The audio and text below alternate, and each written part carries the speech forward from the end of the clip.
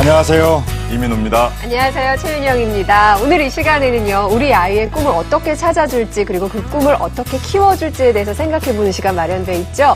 꿈을 꾸는 아이, 꿈을 키워주는 부모, 오은영의 드림아이 준비되어 있습니다. 오은영 선생님 나오셨습니다. 안녕하세요. 안녕하세요. 반갑습니다. 네, 꿈앤끼 프로젝트 그 두 번째 시간인데요. 네. 지난번에 이제 교육부 장관님께서 나와서 얘기해 주셨지만 교육부에서도 꿈과 끼를 키우는 행복 교육을 목표로 하고 있고요. 또 3대가 함께 모여 방송을 보면서 꿈에 대한 대화를 나눴다는 분들도 계셨어요. 이제는 정말 이 꿈을 갖고 살아가는 것이 얼마나 중요한지에 대해서 사회적 인식이 생긴 것 같아요, 선생님. 그죠? 다행인 것 같아요. 요즘 아이들 꿈 없는 거 정말 제가 걱정하거든요. 네.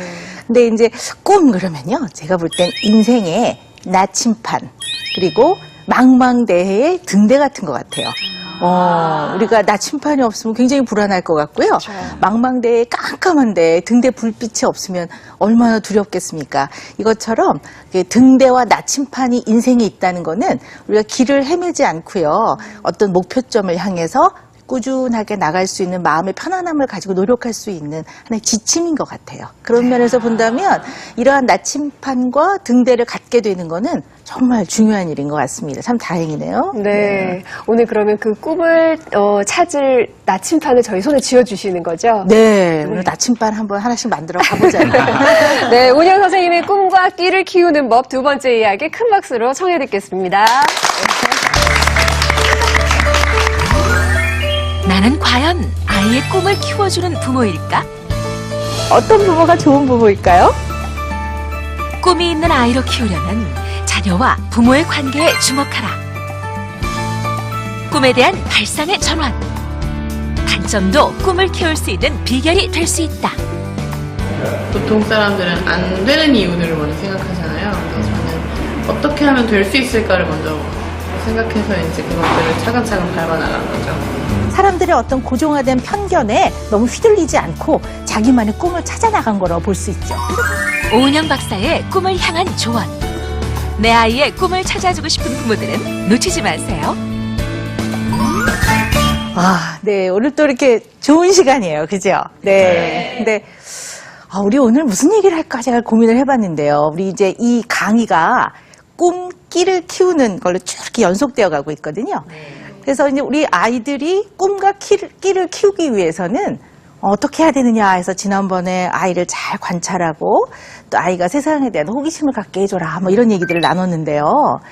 자, 그렇다면 이 아이들이 호기심을 갖고 이 세상을 쭉쭉 뻗어나가기 위해서는요.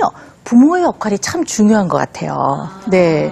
왜냐면 아이들은 아직 혼자 할 수 있는 일이 많지는 않아요. 부모가 많이 도와줘야 되거든요. 그러니까 우리가 꿈을 갖는 것이 인생의 나침판과 등대라고 했는데요. 사실 부모는 아이들에게 있어서는요, 안전한 항구 같은 역할을 해요. 그냥 폭풍우가 막 몰아치는 그런 바다에서 이제 배들이 쫙 들어와서 항구에 정박을 하잖아요. 그러면 마음이 편안하잖아요. 휴, 다행이다. 이런 마음으로 다 선원들이 아마 내릴 거예요. 내려서 밥도 먹고 또 쉬기도 하고 잠도 자고. 그런 것처럼 이런 아주 폭풍우가 치는 데서 항구 역할을 하는 것이 부모라면 아이들이 인생을 살아가면서 이 폭풍우 같은 스트레스와 갈등과 좌절과 어려움을 이 항구처럼 잘 안정시켜 줄 수 있는 사람이 바로 부모인 것 같아요. 그래서 아이들의 꿈과 끼를 잘 발휘할 수 있도록 도와줄 수 있는 중요한 사람 중에 가장 첫 번째 꼽을 수 있는 사람이 바로 부모입니다. 그래서 부모하고 관계가 좋아야 아이들이 사실은 꿈을 펼쳐나갈 수가 있습니다. 그래서 오늘은요, 부모에 대한 이야기를 좀 해볼까 해요. 자, 그런데 이야기를 시작하기 전에 먼저 좀 궁금한 게 있는데요. 어떤 부모가 아이에게 좋은 영향을 주는 부모라고 생각하는지 제가 일단 먼저 몇 분한테 여쭤보고 시작을 할까 해요. 어머니 뭐 말씀해 주시겠어요? 네. 어떤 부모가 좋은 부모일까요? 예, 저 같은 경우에는 아이와 대화를 많이 하는 편이고요. 네. 아이의 꿈을 키워줄 수 있는 부모가 좋은 부모라 생각하고 있습니다. 네, 네, 옳은 말씀이세요. 또 생각이 다르다? 뭐 나는 이렇게 한다? 뭐 없으세요? 네, 제 경우는 아이한테 될 수 있으면 많은 칭찬을 해줘서 아이한테 네. 아이가 자신감을 가질 수 있게 네. 해주는 게 좋은 생각합니다. 맞아요. 옛말에 왜 칭찬은 고려도 춤추게 한다 이런 말이 있잖아요. 네. 대화 많이 나누는 거 좋습니다. 근데 두 분께도 여쭤보고 싶어요. 어떤 부모가 좋은 부모일까요? 아니, 지금 연습하는 거예요? 저는 일단 부모라도 되고 싶어요. 곧 되실 수 있을 거예요. 자유를 줄 수 있는 부모가 되고 싶습니다. 네, 자유. 네. 아, 어렵다. 네, 우리 윤영 씨는. 네. 저는 이렇게 큰 나무 같은 부모, 네. 그러니까 어떤 바람이 불어도 네. 내 자리를 지키면서 흔들리지 않고, 네. 만약에 비가 내리면 아이가 마음껏 뛰어놀다가 들어와서 비를 피하기도 하고, 네. 뭐 너무 피곤하면 뛰어놀다가 들어와서 기대 쉴 수도 있는, 네. 그러니까 약간 이제 아까 선생님 말씀하신 항구의 개념하고도 비슷하고 자유의 개념하고도 비슷해서 마음껏 뛰어놀다가 네. 힘들고 지칠 때쯤 되면 와서 쉬어라. 그러는 네. 게 쉼의 어떤 흔들리지 않는 자리? 그 미혼과 기혼의 차이가 확실하게 느껴지네요. 네, 저는 그러네요. 아무것도 모르고 그냥 저도 아주 뭐 구체적이시고. 머릿속으로만 네. 생각하지 실천하기 네. 어려워요. 잘 배우겠습니다. 아, 네. 네. 네. 멋진 말인 것 같아요. 그 큰 고목나무 같은, 거목 같은 네. 나무. 그러면 이렇게 그늘도 될 수 있고, 힘들 때 와서는 땀도 식히고, 그 다음에 이렇게 기댈 수도 있고, 또 그런 나무가 되고 싶다. 아마 이런 뜻인 것 같아요. 다 맞는 말씀이세요. 자, 그런데요. 저는 이제 오늘 얘기를 좀 시작하기 전에요. 사실 요 근래에요. 너무 우리 부모들이 깜짝 놀랄 만한 사건들이 좀 있었어요. 여러분 기억나세요? 저는 그걸 보고 우리 몇몇 사람하고 얘기를 나눴는데요. 이제 자식을 어떻게 키워야 되나? 나중에 커서 효도해라. 뭐 이건 둘째 문제고 제발 나를 해치지 말아다오라고 과연 얘기를 해야 될까? 이게 좀 웃고 얘기하고 있지만 사실 굉장히 가슴 아픈 일이거든요. 어떻게 우리가 이런 일들이 있을 수 있을까라는 생각을 하면서 과연 그 문제를 일으켰던 분의 어머니도 이 아들을 굉장히 사랑했을 텐데, 그죠?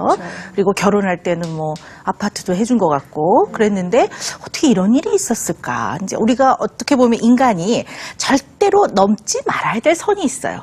인간이 실수도 하고 그러지만 이 선만큼은 절대로 넘어가서는 안 된다라는 선들을 어떻게 이렇게 쉽게 넘어갈 수 있을까? 과연 뭐가 문제인가? 이런 고민을 좀 하게 됐어요. 자, 그래서 우리가 좋은 부모가 꼭 넓은 집에서 아이들한테 유명 메이커의 좋은 옷을 입히고, 그다음에 아이들이 부럽지 않게 고가의 스마트폰을 사주고, 또 아이들이 또 공부를 잘할 수 있도록 고가의 과외나 학원을 보내는 것만이 좋은 부모의 역할은 아닙니다. 우리 주변에서 보면 요즘에 경제적으로 많이 넉넉해지면서 뒷바라지를 참 많이 하시는 것 같아요. 그리고 아이들 또 영어, 우리 영어 정말 왼수 같아요. 그 영어 정말 그죠? 아무리 해도 안 돼요. 근데 이 영어를 좀 어떻게 잘 시켜보고자 하는 마음에 요즘에는 이제 또 막 외국에 연수도 보내고, 그럼 이제 좀 돈이 있는 집은 좋은 나라로 보내고, 돈이 좀 부족한 집은 좀 그렇지 못한 나라로 보내면서 막 가슴 아파하고 이러세요.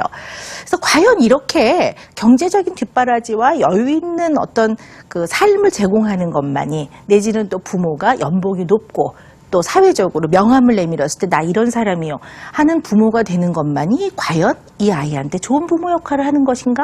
라는 생각을 해볼 필요가 있어요. 자, 제가요. 몇 분 얘기를 할 건데요. 첫 번째는 역사적 인물인데 여러분 잘 아시는 분이 신사임당. 그죠? 네, 여자분들은 이 신사임당 얘가 딱 나오면 일단 약간 부담을 느껴요. 나보고 어떡하라고 뭐 이런 느낌이 들긴 하는데요. 어쨌든 우리 그 율곡이 선생님의 어머니신데요. 이 신사임당께서는 여러 가지 이제 이렇게 자료를 보면은요. 이 아들을 직접 본인이 책을 열심히 읽으면서 책을 읽는 환경을 만들어 주셨고요. 직접 시를 짓고 시로 문답을 하고, 또 농사 짓는 중요성을 알게 하기 위해서 같이 농사를 짓는 거를 보여주시고 하게 하셨대요. 네.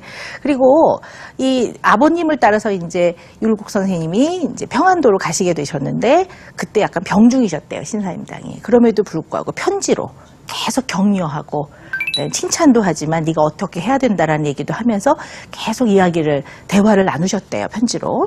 그렇게 보면은 우리 신사임당이라는 우리 어머니의 표상인데요. 이분은 자녀를 무조건 칭찬하거나 무조건 사랑만 하신 것 같지도 않고요.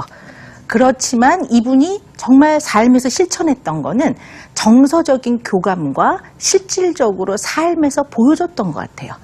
네, 학문적 교감뿐만 아니라 정서 교감을 계속 하셨고 지침이 되어주셨고 이런 것들을 삶에서 실천을 하셨던 분인 것 같습니다. 그래서 아마 이 아드님이 이렇게 우리 역사적으로 인물이라 할 정도로 훌륭하게 크신 게 아닌가 싶습니다.